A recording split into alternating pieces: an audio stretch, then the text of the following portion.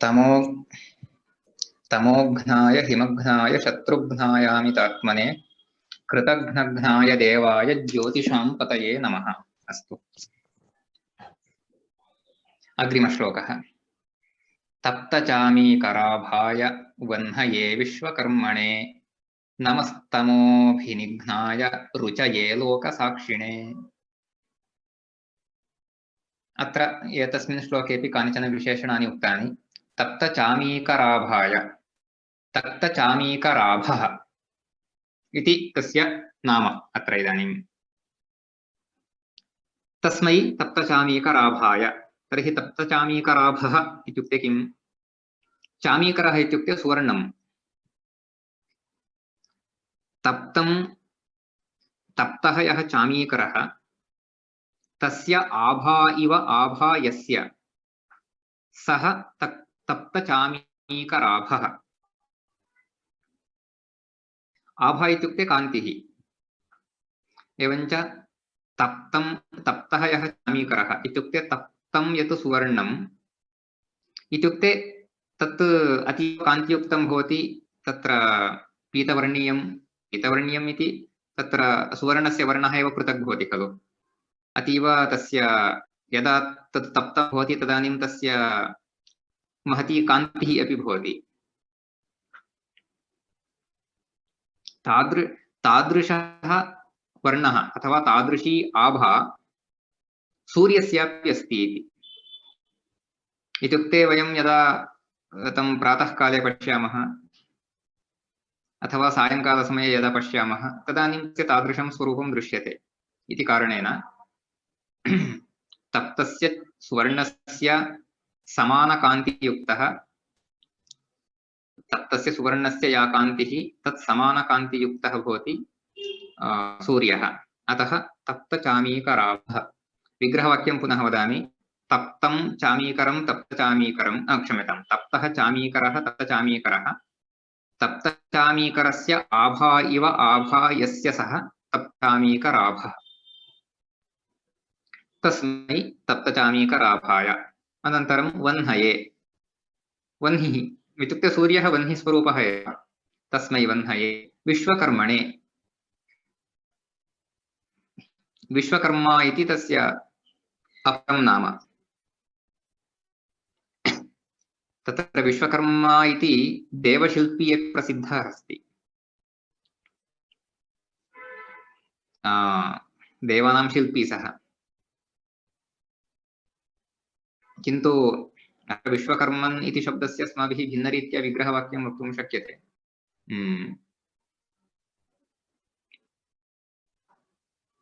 विश्वमेव कर्म यस्य सः विश्वकर्मा। कर्म इत्युक्ते तस्य कार्यं, तस्य कृतिः।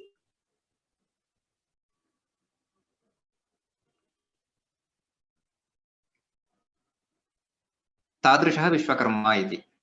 इत्युक्ते सम्पूर्णस्य विश्वस्य निर्माता इति तात्पर्यं। विश्वमेव यस्य कर्म सः विश्वकर्मा इति। विश्वकर्मन् इति नकारान्तशब्दः। विश्वकर्मा, विश्वकर्माणो, विश्वकर्माणः इति आत्मनेपदस्य इव रूपाणि भवन्ति।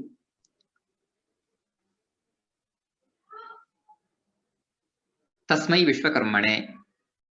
अनन्तरं नमस्तमोभिनिघ्नाय। तमोभिनिघ्नः इति अपरपदं। तमसः अभिनिघ्नः। अभिनिघ्नः इत्युक्ते तमसः अभिहननं यः करोति सः। तमः अभिहन्ति इति तमो अभिनिहन्ति। तमः अभिनिहन्ति इति तमोभिनिघ्नः। इत्युक्ते तमसः निवारणं करोति, तमः अपनयति इति। रुचे लोकसाक्षिणे। रुचिः इति शब्दस्य कान्तिः इत्यपि अर्थः अस्ति। अत्र सूर्यमुद्दिश्य कान्तिः इति किमर्थं शब्दः प्रयुक्तः? सः साक्षात् कान्तिस्वरूपः इति कारणेन, सः साक्षात् रुचिस्वरूपः इति कारणेन। अतः रुचये इत्युक्ते कान्तये इत्युक्ते किं? कान्तियुक्ताय, कान्तिस्वरूपाय इति। लोकसाक्षिणे। लोकस्य साक्षी लोकसाक्षी। साक्षी इत्युक्ते यः साक्षात् पश्यति सः, साक्षात् द्रष्टा इत्यर्थः साक्षी इत्यस्य।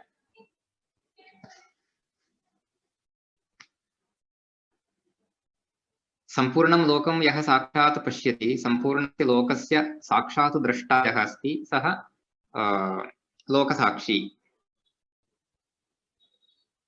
एवञ्च तस्मै लोकसाक्षिणे, लोकसाक्षिन् इति नकारान्तपुल्लिङ्गशब्दः। लोकसाक्षी लोकसाक्षिणौ लोकसाक्षिणः इत्येवं रूपाणि। तस्मै लोकसाक्षिणे नमः इति।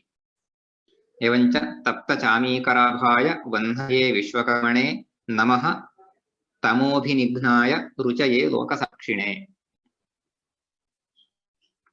अनन्तरं नाशयत्येष वै भूतं तदेव सृजति प्रभुः पायत्येष तपत्येष वर्षत्येष गभस्तिभिः।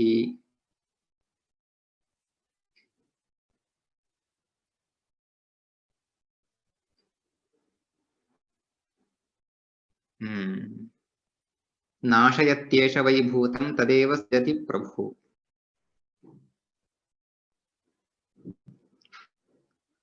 भूतं येषः नाशयति। भूतम् इत्युक्ते जीवः इति। अत्र भूतः इति शब्दस्य जीवः इति अर्थः।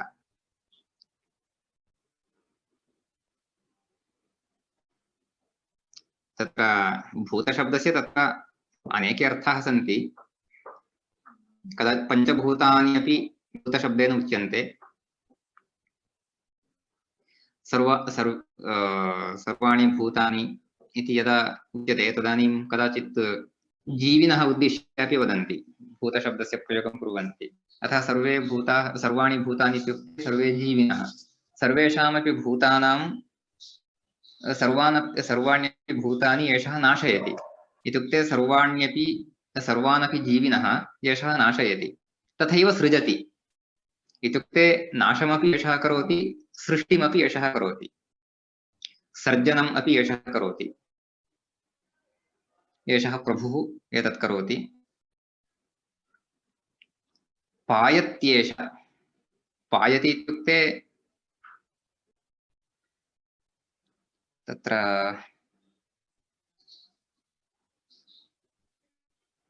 पाति इति शब्दः प्रसिद्धः। पायति इत्यस्यापि प्रायः रक्षति इत्येव अर्थः इति चिन्तयामि। कोऽपि अन्यः अर्थः कोऽपि अस्ति वा इति पश्यामि। पाति इति शब्दस्य रक्षति इत्यर्थः प्रायः स एव अर्थः अत्र अस्यापि स्यात्। पायति एषः इत्युक्ते रक्षति। तपति एषः, गभस्तिभिः एषः तपति इत्युक्ते गभस्तिः इत्युक्ते किरणः। स्वकिरणैः एषः तपति, एषः सर्वेषां तापं जनयति। वर्षत्येषः, एषः वर्षति इत्युक्ते वृष्टिं ददाति। इत्युक्ते स्वकिरणानां द्वारा एषः सर्वान् रक्षति, सर्वान् तपति, तथैव एषः वृष्टिं ददाति। तथा च नाशयत्येष वै भूतं तदेव सृजति प्रभुः पायत्येष तपत्येष वर्षत्येष गभस्तिभिः। अनन्तरम् एष सुप्तेषु जागर्ति भूतेषु परिनिष्ठितः एष एवाग्निहोत्रं च फलं चैवाग्निहोत्रिणाम्। एषः सुप्तेषु जागर्ति भूतेषु परिनिष्ठितः। भूतेषु परिनिष्ठितः एषः, परिनिष्ठितः एषः। परिनिष्ठितः इत्युक्ते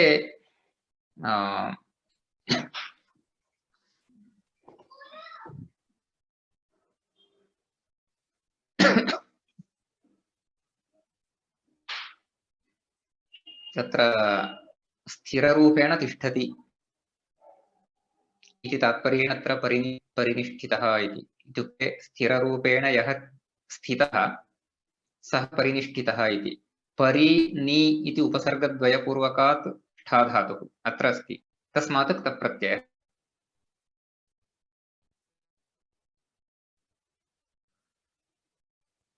एवञ्च सर्वेषु भूतेषु परिनिष्ठितः, भूतेषु सुप्तेषु सत्सु एषः जागर्ति। यदा सर्वाणि भूतानि सुप्तानि भवन्ति इत्युक्ते यदा सर्वे जीवाः सुप्ताः भवन्ति तदा एषः जागर्ति, तदा अपि एषः जागर्ति इति। एषः सर्वदा जागर्त्येव। यदा जीविनः स्वपन्ति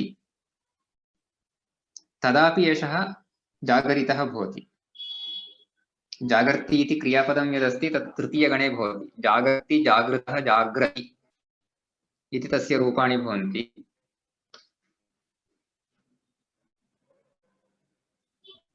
एष एवाग्निहोत्रं च फलं चैवाग्निहोत्रिणाम्। अग्निहोत्रम् अपि एषः एव, अग्निहोत्रिणां फलम् अपि एषः एव। इत्युक्ते अग्निहोत्रस्य फलरूपेण सर्वे एतमेव प्राप्नुवन्ति। स्वयम् अग्निहोत्रम् अपि एषः एव। एषः अग्निहोत्रमप्यस्ति, अग्निहोत्रस्य फलमप्य, अग्निहोत्रां फलम् इत्युक्ते अग्निहोत्रिणः इत्युक्ते ये अग्निहोत्रं कुर्वन्ति तेषां फलमपि एषः। इत्युक्ते फलरूपेण ते एतमेव प्राप्नुवन्ति। अतः एष सुप्तेषु जागर्त्य भूतेषु परिनिष्ठितः, एष एवाग्निहोत्रं च फलं चैवाग्निहोत्रिणाम्। अनन्तरं वेदश्च क्रतवश्चैव क्रतूनां फलमेव च यानि कृत्यानि लोकेषु सर्व एष प्रभुः। वेदाश्च क्रतवश्चैव, वेदाः अपि एषः एव। वेदाः एषः इति कथं? वेदाः इति तत्र चत्वारः वेदाः सन्ति इति कारणेन वेदाः इति बहुवचने। इत्युक्ते एषः वेदस्वरूपः। अतः वेदाः अपि एषः एव, क्रतवः अपि एषः एव। क्रतवः इत्युक्ते यज्ञाः। क्रतुः इत्युक्ते यज्ञः, क्रतवः यज्ञाः। क्रतवः अपि एषः एव, इत्युक्ते यज्ञाः अपि एषः एव। क्रतूनां फलमेव च, क्रतूनां फलम् इत्युक्ते यज्ञानां फलम् अपि एषः एव।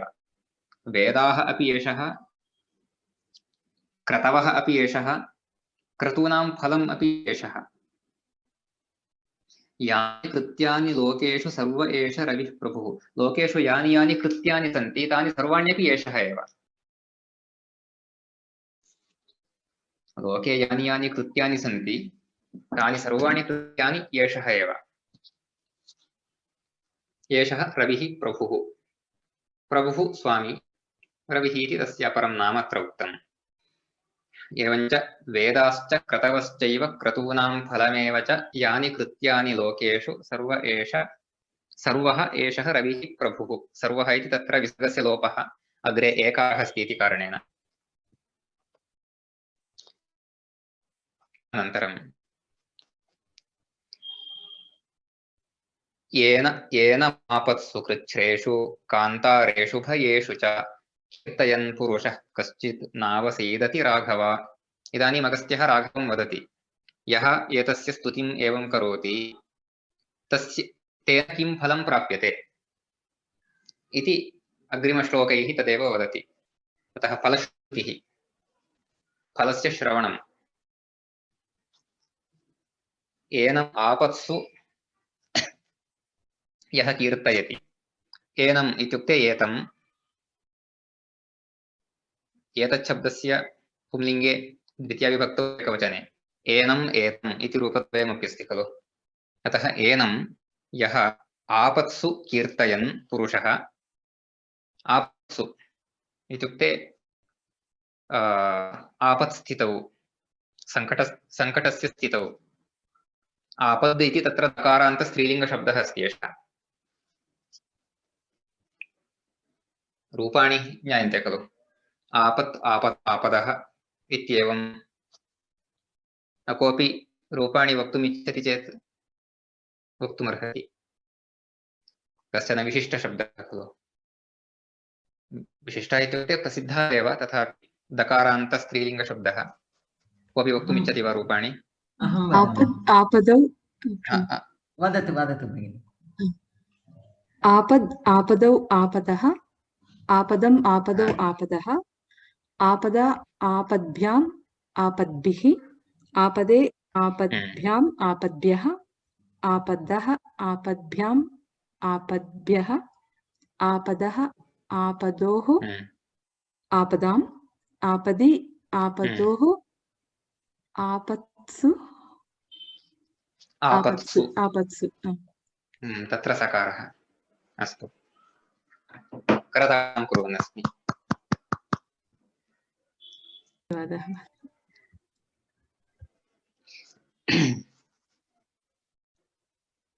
आपत्सु अनन्तरं कृच्छ्रेषु कृच्छ्रम् इत्युक्ते कष्टम् इत्यर्थः सामान्यतः कृच्छ्रम् इति शब्दस्य कष्टम् इत्यर्थः इत्युक्ते यदा कष्टं भवति तदा अहं कृच्छ्रेण एतत् कार्यं करोमि इत्युक्ते कष्टेन एतत् कार्यं करोमि इति यत्र यत्र वयं कष्टम् इति वदामः तत्र सर्वत्र कृच्छ्रम् इति वक्तुं शक्नुमः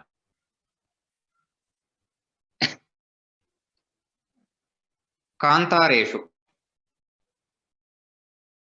कान्तारम् इत्युक्ते अरण्यं तेषु अरण्येषु कान्तारेषु भयेषु यदा भयं भवति तदा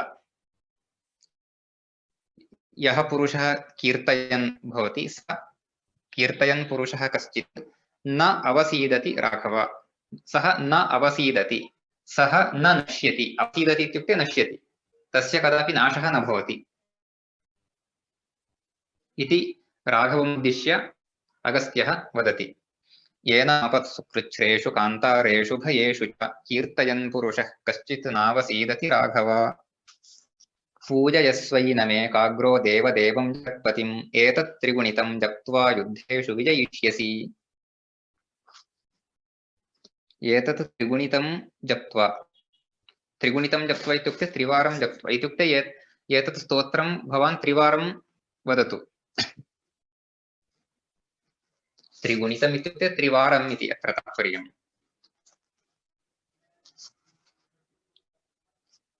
एवञ्च पूजयस्व एनम् एकाग्रः भूत्वा इत्युक्ते एकाग्रमनस्कः भूत्वा एतं जगत्पतिं देवदेवं पूजयस्व पूजयते इति तत्र क्रियापदम् अतः पूजयस्व इति लोट्लकारे मध्यमपुरुषे एकवचनरूपम् एतं पूजयस्व देवदेवः इत्युक्ते देवानां देवः देवदेवः जगत्पतिः जगतां पतिः जगत्पतिः अथवा जगतः पतिः तत्र जगतः पतिः जगतां पतिः उभयथा अपि शक्यते तं जगत्पतिं देवदेवम् एकाग्रः भूत्वा पूजयस्व एतत् त्रिगुणितं जप्त्वा युद्धेषु विजयिष्यसि त्रिवारं एतत् स्तोत्रं भवान् जपति चेत् अथवा त्रिवारम् एतत् स्तोत्रं भवान् पठति चेत् युद्धेषु विजयिष्यसि युद्धेषु भवान् युद्धेषु विजयं प्राप्स्यति तत्र विजयिष्यसि इति आत्मने परस्मैपदिप्रयोगः कृतः वस्तुतः तत्र पाणिनीयदृष्ट्या दोषद्वयमस्ति अस्तु दोषः इति न वक्तव्यम् अपाणिनीयत्वं तत्र अंशद्वये अस्ति अत्र परन्तु आत्मनेपदिप्रयोगः कर्तव्यः वीत्युपयोगपूर्वकस्य एतस्य क्रियापदस्य आत्मनेपदित्वं भवति विजयते इति भवति वस्तुतः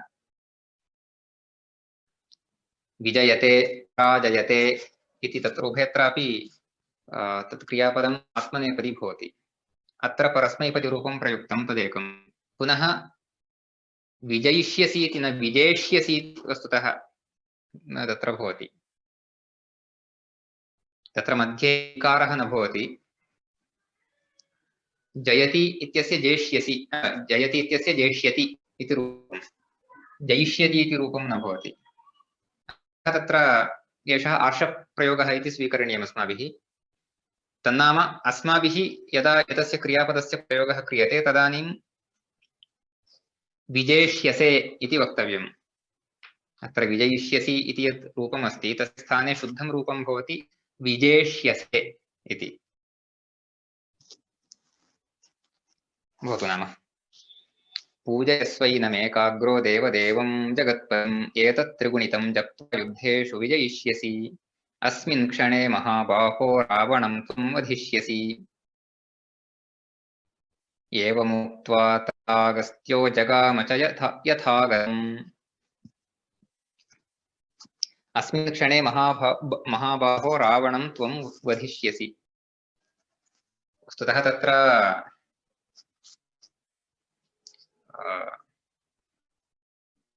वधिष्यसि इति न हनिष्यसि इति वस्तुतः एवं शुद्ध पाणिनीयप्रयोगः तथा भवति।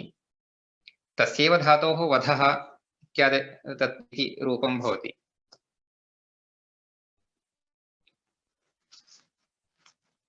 हनधातोः एव वधः इति रूपं भवति।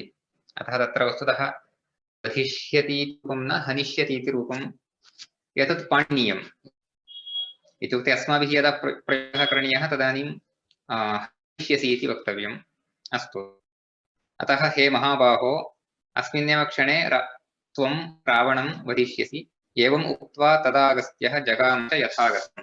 यथा आगतं तथा जगाम इति। जगाम इत्युक्ते गतवान्, गच्छति इत्यस्य लिट्लकाररूपम्। यथा आगतं तथा जगाम इत्युक्ते यथा आगतवान् तथैव गतवान् इति, एतावत् रामम् उक्त्वा। अस्मिन् क्षणे महाबाहो रावणं त्वं वधिष्यसि। एवमुक्त्वा तदागस्त्यो जगाम च यथागतम्। एतच्छ्रुत्वा महातेजा नष्टशोको भवत्तदा। धारयामास सुप्रीतो राघवः प्रयतात्मवान्। एतच्छ्रुत्वा महातेजाः नष्टशोको भवत्तदा। महातेजाः एवम् उक्त्वा एतत् श्रुत्वा तत्र सन्धिः जातः। सन्धिः कः इति जानन्ति खलु? एतत् श्रुत्वा तत्र आदौ तवर्गस्य चवर्गः श्रुत्वसन्धिः, ततः परं चकारस्य एतच् श्रुत्वा इति अस्ति, तत्र शकारस्य स्थाने छकारः, छत्वसन्धिः। आदौ श्रुत्वसन्धिः ततः परं छत्वसन्धिः। आदौ सकारस्य स्थाने चकारः, ततः परं शकारस्य स्थाने छकारः इत्येवं क्रमेण भवति। अतः एतत् श्रुत्वा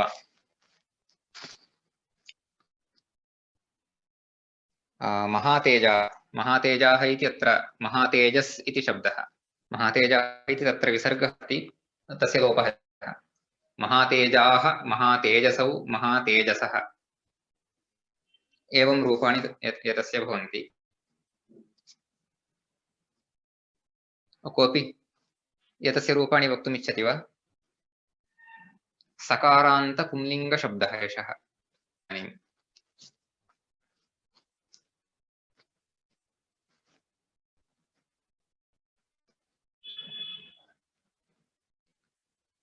भगिनी, भगिनी।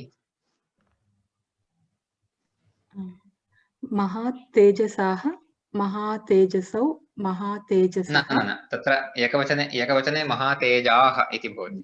महातेजाः, महातेजसौ, महातेजसः, महातेजसं, महातेजसौ, महातेजसः, महातेजसा,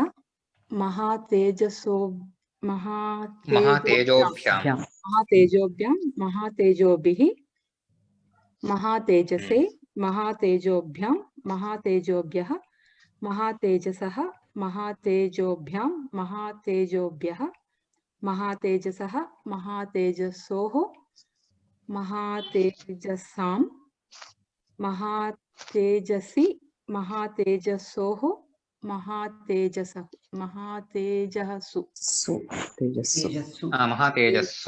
महातेजस्सु। सकारद्वित्वं भवति तत्र। समीचीनं, सूपर्।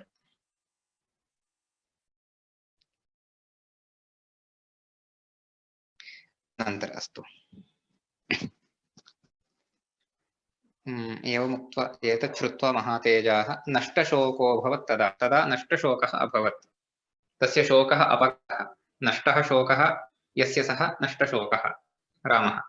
एवञ्च रामस्य शोकः अपगतः, नष्टः। धारयामास सुप्रीतः राघवः प्रयतात्मवान्। सः धारयामास। धारयामास इत्युक्ते सः इदानीं सन्नद्धः जातः इति। धारयति किं धारयति, धैर्यं धारयति अथवा संकल्पं धारयति इति स्वीकर्तुं शक्यते। इत्युक्ते कृतसंकल्पः जातः इदानीम्, इत्युक्ते स्टेडी जातः इति। धारयामास सुप्रीतः, राघवः प्रयतात्मवान्। प्रयतात्मवान् इत्युक्ते आत्मनियन्त्रणं यस्य अस्ति सः। प्रयतः आत्मा प्रयतात्मा, प्रयतात्मा अस्य अस्ति इति प्रयतात्मवान्।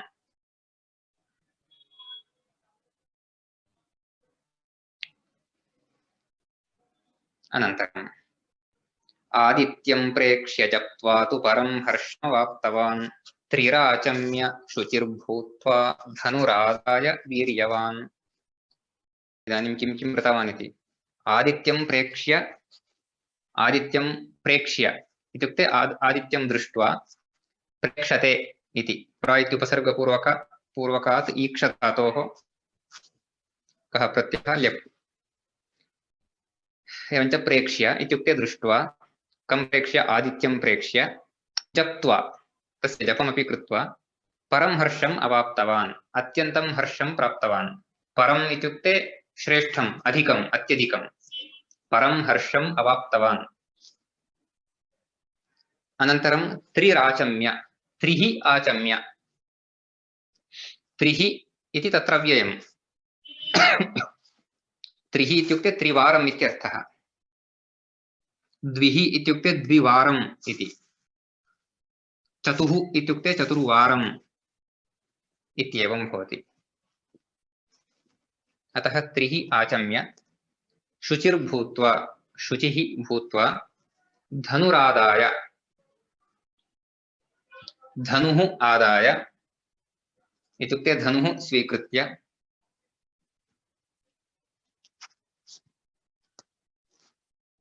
आदाय इत्युक्ते स्वीकृत्य इति, आददाति इति क्रियापदं। ददाति इत्युक्ते अन्यस्मै ददाति, आददाति इत्युक्ते अन्यस्मात् स्वीकरोति इति। एवञ्च धनुः आदाय वीर्यवान्, वीर्यवान् इति पुनः तस्य विशेषणं। वीर्यम् अस्मिन् अस्ति इति वीर्यवान्। वीर्यम् अत्र पराक्रमः। अनन्तरं रावणं प्रेक्ष्य हृष्टात्मा युद्धाय समुपागमत्, सर्वयत्नेन महता वधे तस्य धृतोऽभवत्। सः हृष्टात्मा रावणं प्रेक्ष्य इत्युक्ते रावणं दृष्ट्वा युद्धाय समुपागमत्, युद्धाय गतवान्। समुपागमत्, समुपगच्छति, समुपगच्छति इत्युक्ते युद्धार्थं रावणस्य समीपं गच्छति इति। अत्र लकारः कः? अत्र लुङ्लकारः भवति एषः। समुपागमत्, समुपागमतां, समुपागमन्, समुपागमः, समुपागमतं, समुपागमत, समुपागमं, समुपागमाव, समुपागमाम। गमधातोः लुङ्लकाररूपाणि एतानि। अनन्तरं सर्वयत्नेन महता वधे तस्य धृतोऽभवत्। महता सर्वयत्नेन तस्य वधे धृतः अभवत्। पुनः अत्र धृतः इत्युक्ते कृतसङ्कल्पः। तस्य वधे, रावणस्य वधे सः कृतसङ्कल्पः जातः। रावणस्य वधं करिष्यामि इति सः सङ्कल्पं कृतवान्। रावणं प्रेक्ष्य हृष्टात्मा युद्धाय समुपागमत्, सर्वयत्नेन महता वधे तस्य धृतोऽभवत्।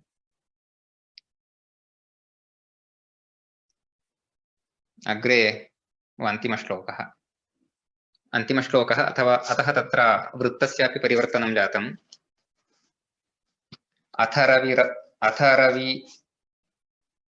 अथ रविरवदन्निरीक्ष्य रामं मुदितमनाः परमं प्रहृष्यमाणः, निशिचरपतिसंक्षयं विदित्वा सुरगणमध्यगतो वचस्वरेति।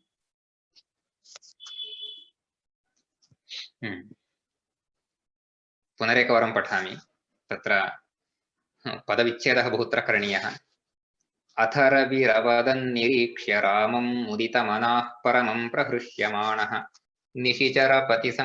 निशिचरपतिसंशयं विदित्वा सुरगणमध्यगतो वचस्त्वरेति।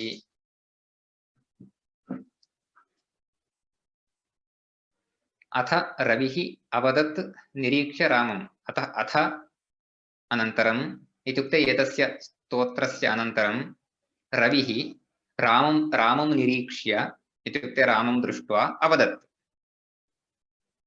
किं? त्वर इति वचः अवदत्। अन्ते वचस्त्वरेति इत्यस्ति खलु। त्वर इति वचः अवदत्। अत्र वस्तुतः त्वरस्व इति भवति। पाणिनीयप्रयोगः तु त्वरस्व इति पाणिनीयं रूपं।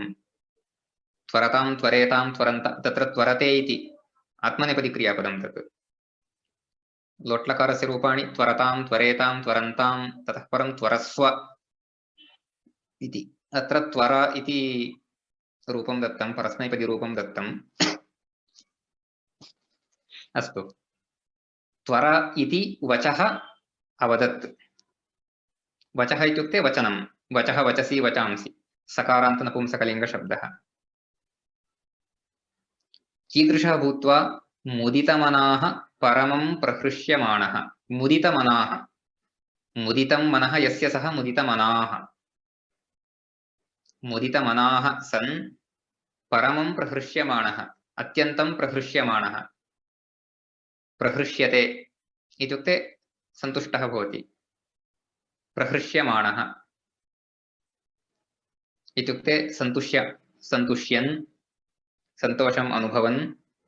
निशिचरपतिसंशयं विदित्वा।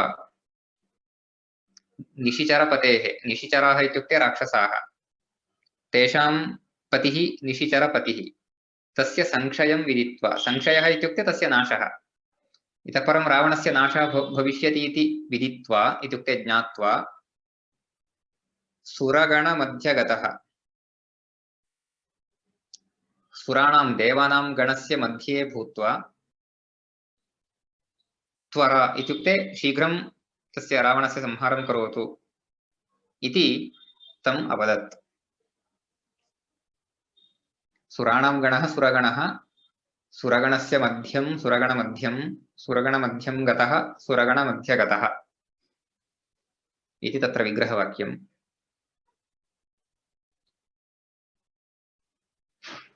इति अग्रे युद्धं भविष्यति, तत्र रावणस्य वधः अपि भविष्यति इति इत्येतत् आदित्यहृदयम्।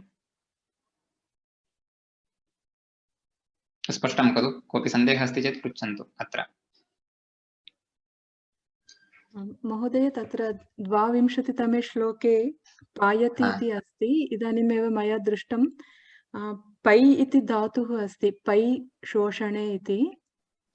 शोषणे इत्यस्ति वा? हा, तथा चेत् जलं Pa शोषयति। even pibati we can use it, no? He drinks the water, evaporates it. No. Payatyesha tapatyesha. No, actually पायति यथा इदानीं भगिनी उक्तवती, तत्र पै शोषणे इत्यस्ति चेत् तस्यैव रूपं भवति पायति इति। Drying, सत्यं, शोषयति, evaporates, आम्, ड्रै करोति, evaporate करोति। तर्हि अर्थः स्पष्टः एव, तत्र जलं शोषयति, अनन्तरं वृष्टिं ददाति, वर्षति। सः तापं जनयति, तद्वारा सः जलस्य शोषणं करोति, अनन्तरं वर्षति, वृष्टिं ददाति इति तत्र तात्पर्यं। तर्हि तस्य श्लोकस्य तात्पर्यं तथा भवति। अस्तु, समीचीनं। पै इति तत्र पै इति एतत् क्रियापदं, पै इति धातुः एवमस्ति, एतस्मिन् अर्थे अस्ति, तस्य एवं रूपं भवति इति ज्ञातं समीचीनम्।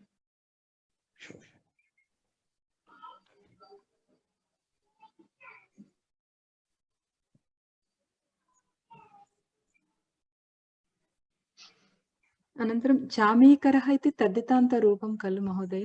तर्हि चमी चामीकरः इति तत्र तस्य व्युत्पत्तिमहं न जानामि।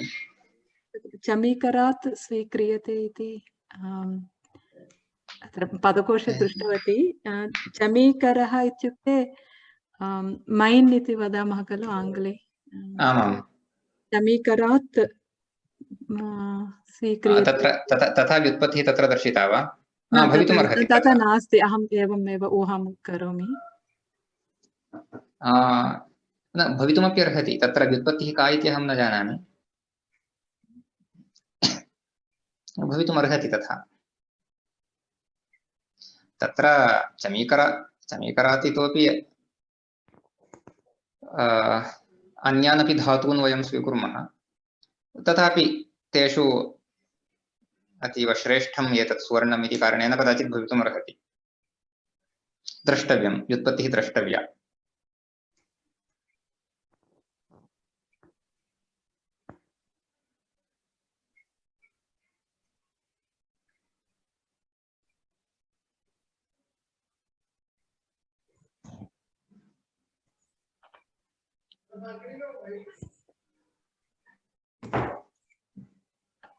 अन्यत् किमपि? 30 श्लोके हा वधे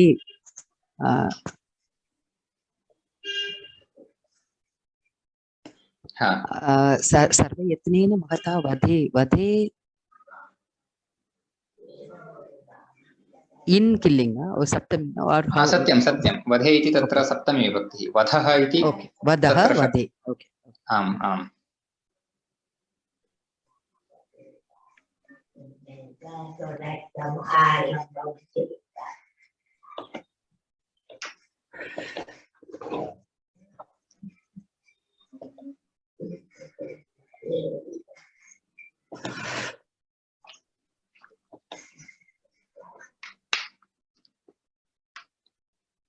महोदय, अन्यान् प्रश्नान् प्रष्टुं शक्नोमि वा? शक्नोति। अत्र मातापितरौ इति वदामः खलु, तत्र साधारणतया समासे सति तत्र प्रातिपदिकं स्वीकरणीयं भवति, परन्तु अत्र माता इति तु प्रथमा विभक्तौ। तत्र आनङ् इति आदेशः भवति ऋकारस्य। तत्तु विशेषरूपेण तत्र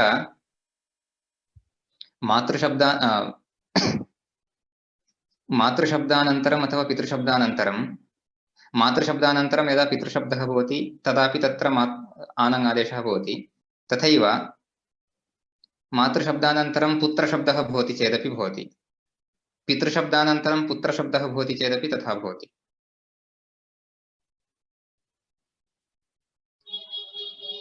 मातृशब्दानन्तरं पितृशब्दः अस्ति चेत्, पुत्रशब्दः अस्ति चेत्, दुहितृशब्दः अस्ति चेत् आहत्य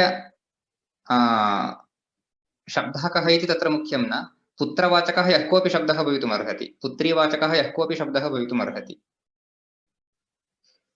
पितृशब्दः अपि यदा भवति तदानीं तत्र मातृशब्दानन्तरं तत्र एवम् आनङ् आदेशः भवति। तथैव पितृशब्दानन्तरमपि, पितृशब्दानन्तरं मातृशब्दः न भवति, यतोहि मातृशब्द पितृशब्दयोर्मध्ये यदा वयं समासं कुर्मः तदानीं मातृशब्दः एव पूर्वं भवति। अतः पितृशब्दानन्तरं मातृशब्दः इति न भवति। अतः पितृशब्दानन्तरं यदि पुत्रवाचकः यः कोऽपि शब्दः भवतु, पुत्रीवाचकः यः कोऽपि शब्दः भवतु, यथा इदानीं पिता च पुत्रश्च, पिता पुत्रौ, पिता च दुहिता च, पिता दुहितरौ, अथवा पिता च पुत्री च, पिता पुत्र्यौ इति वा, माता च पुत्रश्च, माता पुत्रौ, माता च दुहिता च, माता दुहितरौ, सत्यं माता दुहितरौ इति भवति। तत्र वस्तुतः प्रथमान्तरूपं नास्ति, अपि तु तत्र प्रातिपदिकमेव स्वीकृतं, तत्र एषः आनङ् आदेशः कृतः तावदेव। अस्तु, तत्र कुत्रचित् मया दृष्टं बहुवचने अपि अस्ति, यथा मातरः मातरपितरौ इति। तत्तु केवलं पितृशब्दे परे एव मातरपितरौ इति। केवलं तत्रैव अन्यत्र कुत्रापि न भवति। इदानीं पुत्रशब्दः अग्रे अस्ति चेदपि मातरपुत्रौ इति न भवति, केवलं मातापितरौ इति तावदेव।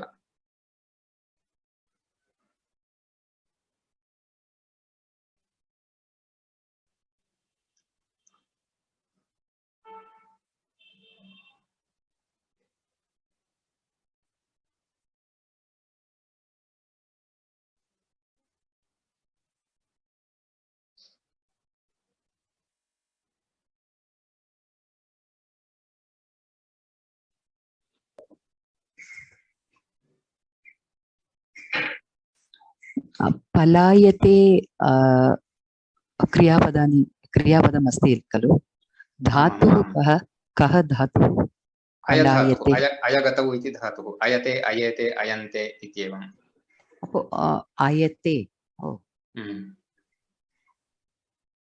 सो उपसर्गः कः इति वा तत्र उपसर्गः तत्र परा इति उपसर्गः परा इति अस्ति खलु परा इति उपसर्गः तत्र रेफस्य स्थाने लकारः इत्युक्ते तत्र तु नियमः अन्यः कोऽपि नास्ति रलयोरभेदः तावदेव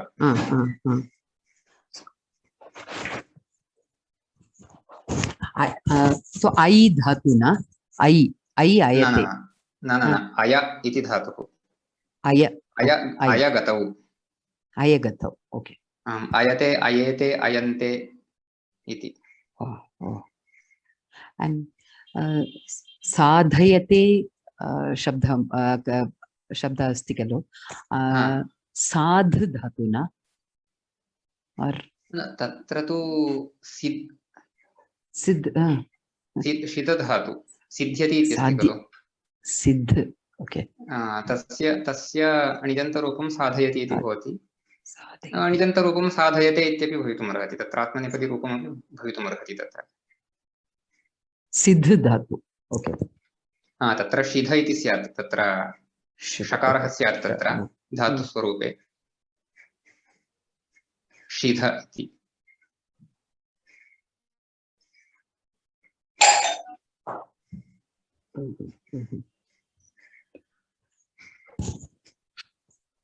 साधयति क्रियापदं नास्ति वा साधयति नास्ति इति वक्तुं न शक्यते कदाचित् दशमगणे पृथगपि क्रियापदं स्यात् तथा ओ पृथक् ओके सत्यं कदाचित् तत्र एवमस्ति भ्वादिगणे यानि क्रियापदानि उक्तानि तेषां निजन्तरूपसदृशमेव क्रियापदं दशमगणे पृथगेव कदाचिदस्ति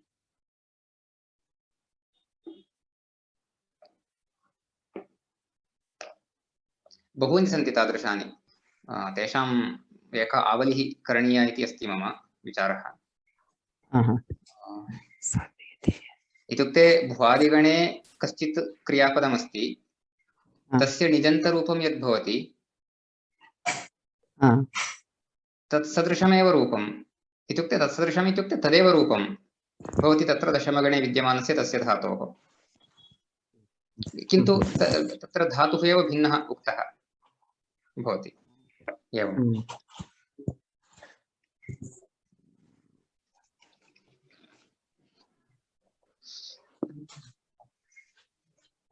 साधयेत्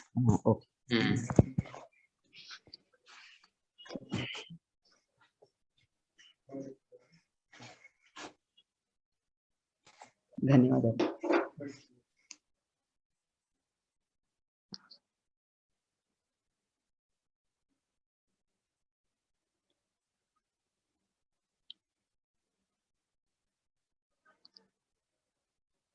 तर्हि अत्र अस्माकम् आदित्यहृदयस्य पठनं समाप्यते